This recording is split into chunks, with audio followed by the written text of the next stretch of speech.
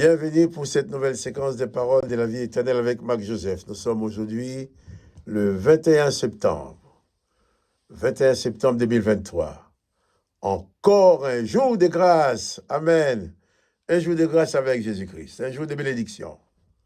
Pourquoi? Parce que Jésus-Christ a dit, comme je le répète chaque matin, je suis avec toi tous les jours jusqu'à la fin du monde.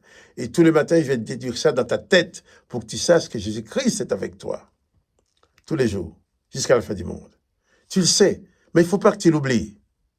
Parce que si tu l'oublies, tu risques de te plonger dans la panique, dans la peur. Comme si malheur pouvait t'arriver. Non, Jésus-Christ est avec toi. Il te garde. Il conduit ta vie. Il conduit chaque événement de ta vie. Je ne connais pas les événements qui sont devant toi, mais Jésus-Christ les connaît. Et il les maîtrise. Important de savoir cela. Jésus-Christ est avec toi tous les jours, jusqu'à la fin du monde. Souviens-toi et n'oublie jamais cela. Et si tu veux aider d'autres personnes à accéder à cette connaissance-là, alors fais un petit coup de pouce pour dire que tu aimes la vidéo. Elle va être proposée à d'autres personnes parce que tu as dit que tu aimes. Et Jésus-Christ qui est avec toi, il y en a d'autres qui n'ont pas ces privilèges-là. Ils ont besoin de le savoir aussi. Que le nom de Jésus-Christ soit béni. Que toi aussi tu sois béni. Mais je te dis surtout, pas de panique, pas de peur. La peur est l'ennemi. Mais la présence de Jésus-Christ, qui est une présence amie, une présence bienfaisante, détruit la peur. Et c'est pour cela, je te demande de te rappeler que Jésus-Christ est avec toi tous les jours, jusqu'à la fin du monde. Nous allons continuer notre lecture de l'évangile de Marc au chapitre 15. Hier, nous avons vu que Pilate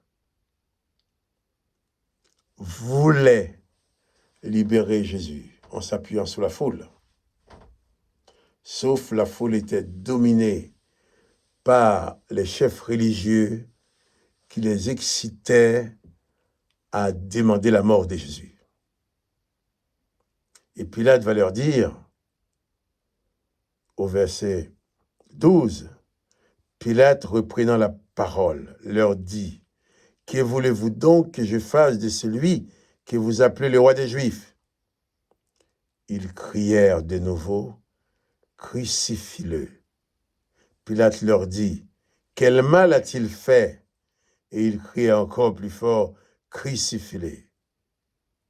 Pilate, voulant satisfaire la foule, relâcha Barabbas, et après avoir fait battre des verges Jésus, il le livra pour être crucifié. Voilà. Pilate reconnaît qu'il a devant lui le seul homme qu'il n'aura plus jamais devant lui et qu'il n'a jamais eu devant lui auparavant. Un homme juste, un homme juste, un homme qui n'a jamais commis aucun mal. C'est pour ça qu'il voulait essayer de s'appuyer sur le peuple pour libérer Jésus.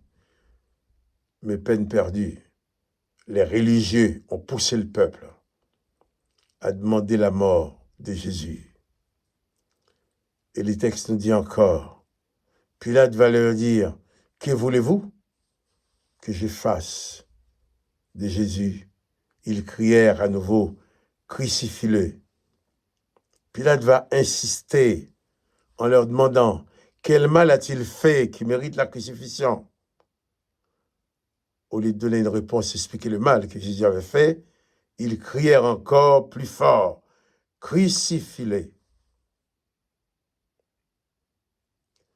Alors Pilate, voulant satisfaire la foule, leur relâcha Barabbas, et après avoir fait battre des verges Jésus, il le livra pour être crucifié.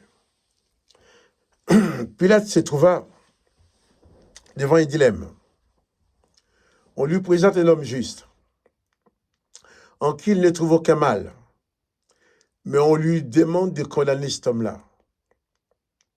Pilate va mettre face à cet homme, face à Jésus, Barabbas le criminel, en disant forcément, ils vont quand même choisir de libérer Jésus au lieu de libérer le meurtrier. Peine perdue.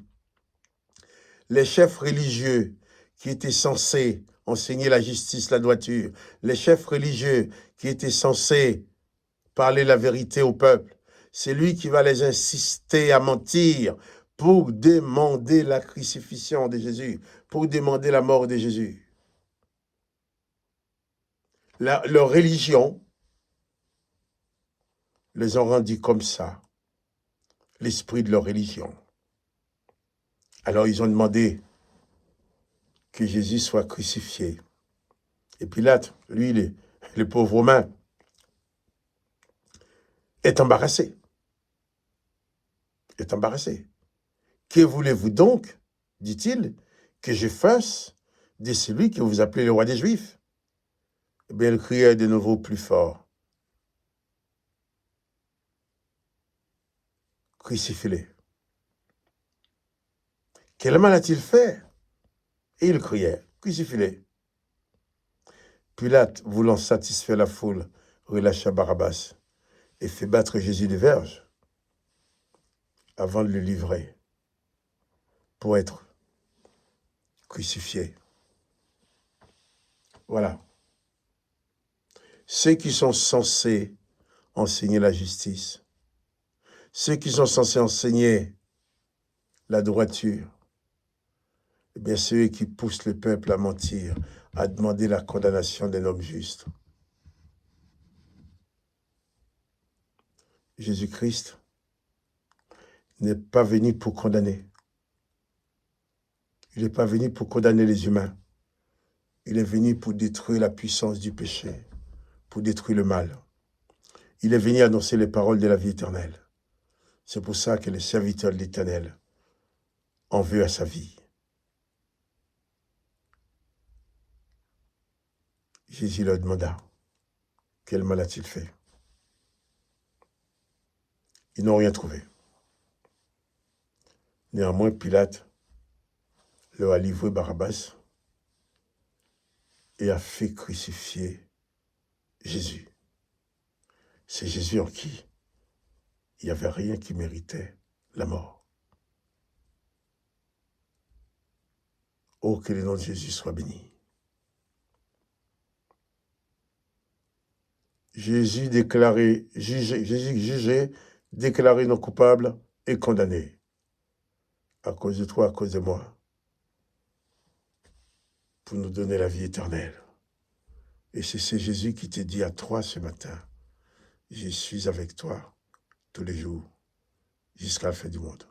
Autant que le monde existe, autant que moi je suis avec toi. Quand le monde ne sera plus, tu seras avec moi dans mon royaume, dit Jésus.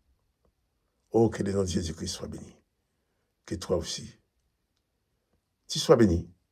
Quant à moi, Marc-Joseph, je te dis, un petit coup de pouce pour dire que tu aimes. Et à demain, pour une nouvelle séquence de paroles de la vie éternelle.